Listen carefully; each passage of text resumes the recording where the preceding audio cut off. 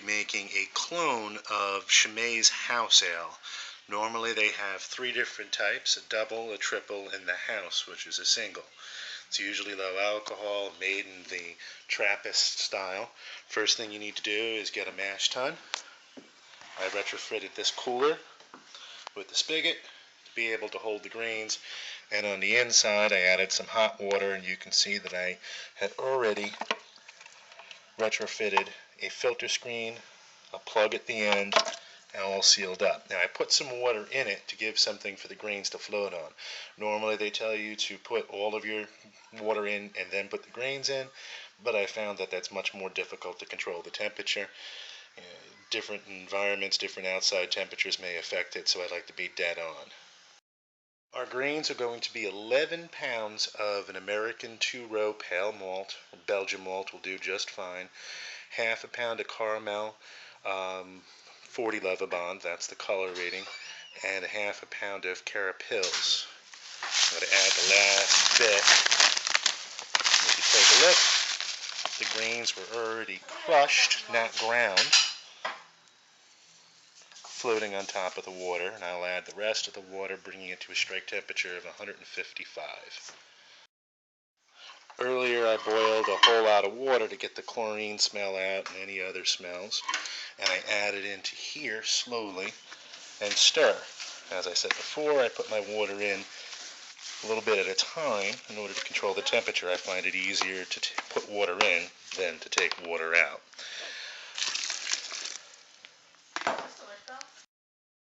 To ensure proper temperature, I normally pull a little bit off of the bottom and add it back in. It'll take a little while for the temperature to stabilize. If you run your thermometer to it, you'll see that some parts will be 168, some parts will be 140. You want to get the whole thing as even as possible. Make sure of this before you add water to it to change any temperatures, because like I said, it's easier to put water in than to take water out.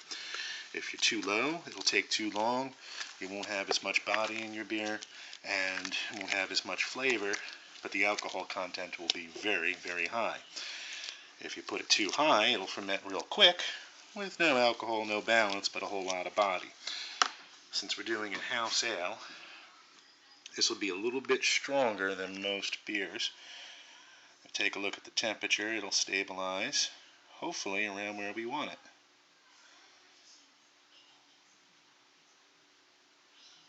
Still rising, but it's within 3 degrees.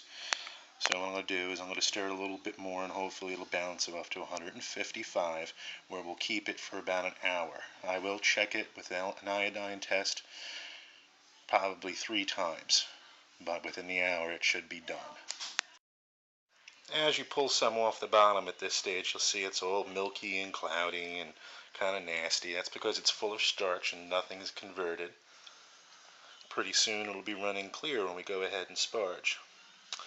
But at this time, if I were to do an iodine test, it would pretty much come out black, and I'll demonstrate that in a moment. Once the temperature is stabilized, this particular mash tun, I can add the top and pretty much leave it alone. Do something for about a half hour before I do the next test, just to check to see how things are going. The less you open it, the more stable your temperature will be on this. I've had 90-minute mashings where the temperature hasn't really changed anything more than maybe 1/4 of a degree, which is pretty good for this type of setup. No burners needed, no crystallizing, no burning on the bottom of the pot, no flames needed, nothing. For the iodine test, the trick is to pull a little bit off into a white dish. Doesn't have to be a white dish. You can even use, a test tube or something along that lines. Get your iodine, and white dish makes it easier to see. And just putting a little dot in it, you can see how it turns black. If you take a real good look, all of those little black pieces are starch molecules. The stuff in the center is probably displaced water, maybe a little bit of sugar at this point, but it's only been mashing for about 10 minutes, tops. Do not put this back in. That goes without saying, but some people need a little bit of caveat and they don't pay attention. This is poison, not meant to be drunk. While you're mashing, it's a good idea to boil, well, get close to boiling, 175 degrees. Another set of water that's already been treated, no chlorine or any of that stuff in there. This is the leftover brew water. Basically, I want to have about 6.5 gallons extra in addition to what I put into the mash. This will help us sparge it at the end. The original monks who made this really didn't do any of that. What they did is they just took the mash, ran it through once for a triple, twice for a double, and 3 times for the single. The single being the least amount of alcohol possible.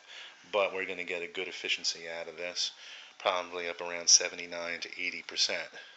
Today's malt, that's very possible. Very little waste, and I like that. Doesn't cost as much either. After 30 minutes, 25 minutes to be exact, another starch test shows that it's kind of a brown with some flecks of red in there. You can still see the individual starches. Putting another dot in, you'll see it starts off red, and it'll turn a little darker. So it's still got a ways to go, but it is going a lot quicker than I had planned. But still, we're shooting for 60 minutes of mashing and make sure everything is as efficient as possible. Alright, an hour later, starch conversion proves that a little test proves that all the starch has been converted. If you look, there might be some little dark flecks, but nothing black. That means most of the starches that are in there have already been converted. What little is left will be converted when we sparge and raise the temperature up to about 168, 170 degrees to kill all the enzymes. What happened was the 2 different enzymes, alpha amylase and beta amylase, had broken down the starch into sugars. Some sugars are fermentable. It gives you the alcohol, and some are not fermentable, which does not do anything but add to flavor, body, and roundness. Now for my least favorite part about brewing. I really don't like this part because it's a lot of work and takes an awful lot of time. It's the sparging. I have a bottling bucket with a spigot set up with a hose. Now I built this sparge arm. And the idea is to slowly trickle water in as it spins around and keep water on top of the green bed. But the first thing we need to do is lock the green bed before we start adding water. So I have a little hose, and I'll turn on the spigot and drain some of it out. And if you see, it's cloudy. What we're going to do is we're going to drain it out, dump it back in, drain it out, dump it back in, and eventually the grains will become packed, making a sponge. And that sponge will filter everything off, leaving all these little particulates behind. And drain it out. Done. And pour it in. Keep repeating until it gets clear. Try not to disturb the grain bed as you do this. It may take quite some time. It's running pretty clear. And it'll get more clear as time goes on. This particular hose is not as clear as that one right there because I had it soaking in bleach and out in the sun. And a little secret, ultraviolet is just as detrimental to bacteria and yeast and things like that as bleach is, and doesn't import that nasty flavor. We'll get into that later on. Okay, so I have the brew kettle set up, and this is a stainless steel turkey fryer that I converted to a brew kettle. It's perfect because it's 6.5 gallons, stainless steel. It has a spigot at the end. It's great for being a brew kettle as long as you don't use any oil in it. Once you cook with it, the oil is getting embedded, especially in something like the spigot. It's not going to kill you, but it won't really allow you to have too much head retention. From the brew kettle, we have the mash tun with the sparging arm, which I've never got to work perfectly, but it'll still serve its purpose, and a bucket full of water. Now I don't have all 6.5 gallons. Just in case I have a stuck runoff, I want to make sure that I can dump it back in without diluting much of anything. So as the water goes in, I can lower it down so it trickles the water in. As it's trickling the water in, I take the water out. The idea is that all of those husks and grains will filter out all the proteins and nastiness and all the bad flavors that we have in there. You want to go slow here. which is why I'm not a big fan of sparging. Typically, a good sparging will last about 60 to 90 minutes. So the trick is to get it to run just right. There it goes. Just dribble it in. Now, when I built this, I meant it to spin around, but it doesn't have enough pressure to spin around for that purpose. You want to keep water on the very top as you have liquid come out the bottom. So it's nice and clear. That'll be about the color of our beer when we're done. Typically, you can, I guess, walk away from this, but you're taking a chance. I've never had a stuck runoff in this setup, but when you do, it's a mess. What you have to do is dump everything out, fill it with water, start the whole process again, try to get the grain bread to stick. Basically, all 12 pounds of those grains are sitting on top of about 3 to 4 inches of water, and everything's being filtered out perfectly. Once we're done with this, we'll have 6.5 gallons, about 6 gallons, of unfermented wort before we start our boil. 10 minutes later, everything's going pretty well. We have about maybe 2 gallons in our kettle. And if you take a look, things are dribbling away just fine, nice and clear water on the top. But trust me, it's going through all of those grains and washing those sugars away. I did forget to mention that my water temperature in the bucket is about 175 degrees, bringing everything here up to about 168. And at 168, all of those enzymes stop working, and you're completed. There's really not much of a danger of stopping them, other than the fact that it'll affect taste, clarity, and head retention. You'll still have an alcoholic beer when you're done. It just may not be Chimay worthy. And some people may wonder why you want a home brew. Here's an example. Here's 2 beers. One is a Belgian ale, very pricey, hard to find, very tasty. You can get it in many, craft brew stores or things along those lines. Here's another one you can find in almost any deli across America. This is about $24 for a case. At least the last time it was when I bought it for my father. This, about $100 a case. Big difference. However, 2 cases of this, when we're done home brewing, will be around $23. Now you can see the difference. Yeast is a very important part of beer, especially when dealing with Belgian ales. Because when you taste it, you pour yourself a glass, you'll taste more than just the malt and the hops. You'll taste things like plum. Some people even say cranberries, raisins, cherries, bananas for some of the different types of Belgian ales that are out there. None of them are in here. In fact, none of that flavor is ever put in a Belgian ale. It's all the yeast. So if you want to get yeast, what you do is you pour yourself a nice glass, leaving just a little bit at the bottom. If you take a look at the very, very bottom through the sun, trying to show here, not really. You'll see the sediment at the bottom. That's because this is a bottle conditioned ale. That's how they keep it fermented in a bottle and keep everything nice and sparkly. Instead of a nice flat beer, you get carbonated. Pour it out, leave it in the bottom, flame the top, get yourself a malt extract, and pour that into a bottle. Here I got the cheapest malt extract I can think of. They sell them in homebrew shops, but Maltagoya, about 50 cents a bottle. Pour some out, flame the top, pour the yeast in, shake the hell out of it, and attach an airlock. And that'll work just as well. You can propagate and grow your own yeast in your house, and then when you're done, you're ready to brew with it. With sparging done, I take a little bit of a sample and use a hydrometer. Hydrometer is a tool that's essential. Well, I guess you can live without it, unless you want to know what your alcohol content is or when you're done fermenting and it's time to bottling. But I like to take a quick measurement. If I can get this into focus. Right now, the hot wort is at about 145, give or take. 1.045, I should be exact. However, this is not an exact measurement because I need to do an adjustment. The temperature is a lot higher than it should be for this measurement. So we got to do a bit of an adjustment.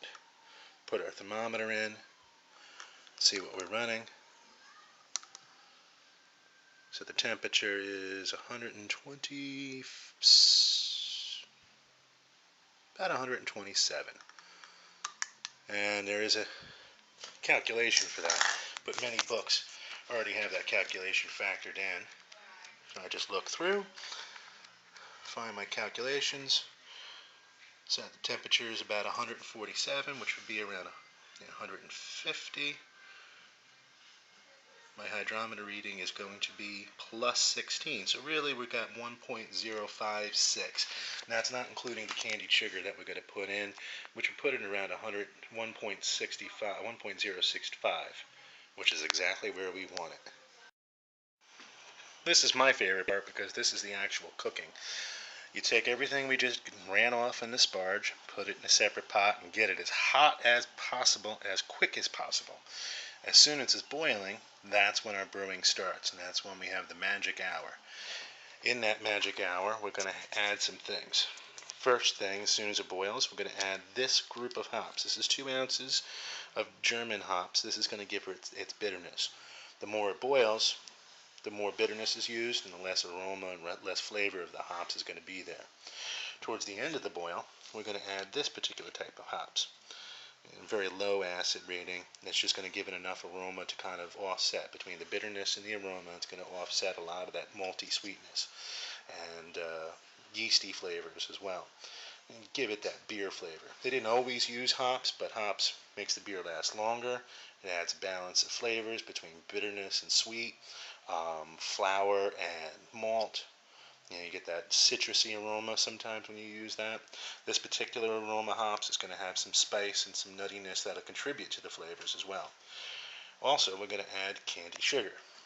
This is not table sugar. This is not readily fermentable. It's not going to add that kind of burny cider flavor. We've got to have a pound of that.